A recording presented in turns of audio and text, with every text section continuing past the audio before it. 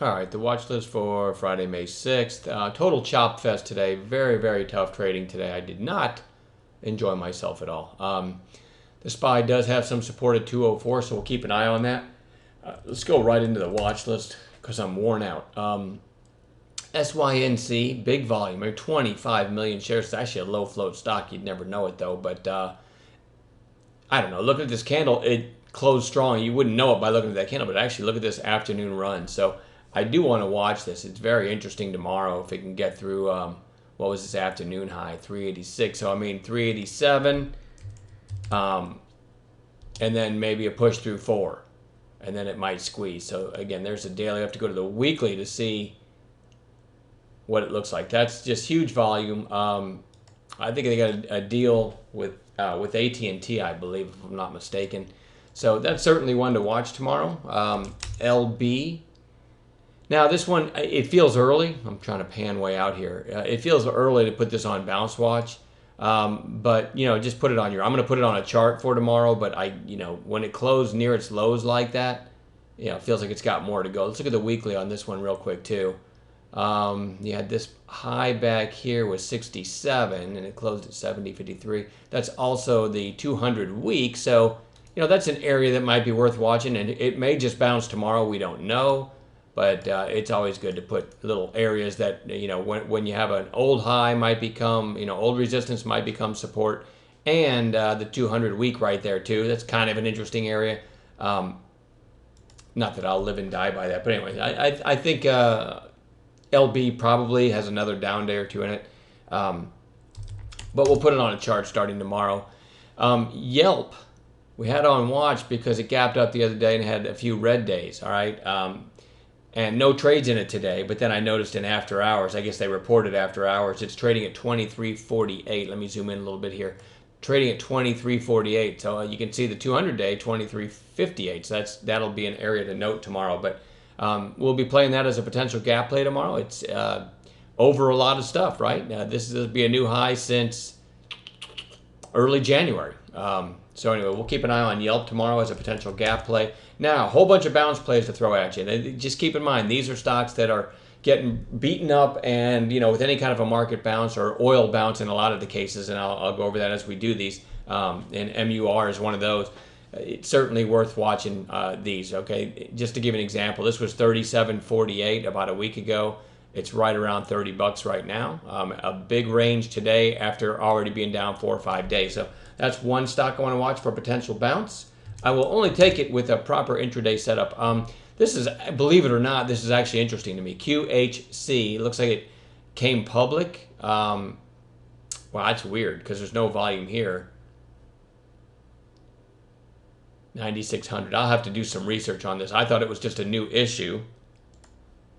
Okay, I just paused the video and tried to do a little research, and you know what? It looks like maybe it's. I didn't read this anywhere, but it looks just the way I'm reading.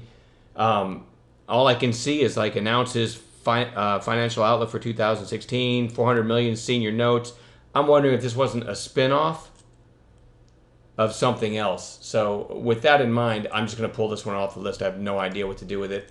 So QH, so let's just take that one off the list and go right into Solar City. Solar City is back on bounce watch. No trades in it today. SCTY is just straight down here. It did bounce back here in late March off of 21, the 21 area. Today it actually went down to 21.27. So that's an area we'll watch. I'll go ahead and throw a line on the chart for tomorrow so I can be ready. So that's SCTY, no trades in it today. Just, a lot of times we'll have something on bounce watch 3-4 days in a row, and it just won't give any kind of setup. Zillow is interesting because it gapped up on, I believe, on good earnings, or maybe guidance or both, and now you got 2 solid red days. That's a good candidate to start watching for a potential long. Dish, DISH, recent lows here on the chart, 43.29-ish. And it closed at 44.09. It's another one I'm just going to throw a line on the chart here. And that is a good area. Whenever you get this many days down in a row and it's starting to get fast, today's range wider than the 4 in front of it and bigger volume than the 4 in front of it, coming up to a recent low, good candidate for a potential bounce. MOH. I don't know what to do with this thing, but it's just another red day. No trades in it today. So since I had it on Bounce Watch yesterday, I'm going to put it on Bounce Watch today. You could make the same argument with HFC here. I believe this is a refiner, and if oil bounces, I'm sure the refiners probably bounce. And there's a line at the February lows. And again, this one's kind of getting ahead of itself. So I won't trade any of these unless they give me a setup on an intraday basis. KRA had that big move. Came in a little bit today on much lower volume. So, you know, sometimes you get a third day rip again. So that one I'm going to put on a chart. APC, another energy play, another oil play, you know, down below 45. It had a nice bounce. It's down 4 or 5 days in a row. Throw that one on watch. Solar Edge, SEDG.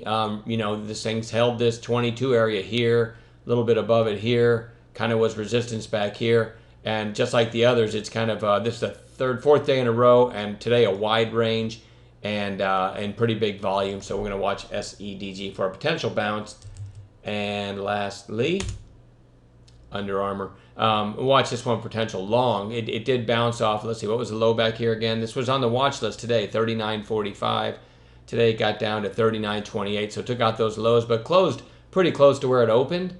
I'm going to watch this for a potential long tomorrow. It might push back up through 40. Again, this is ahead of itself to the downside. I did not have any trades in this one today.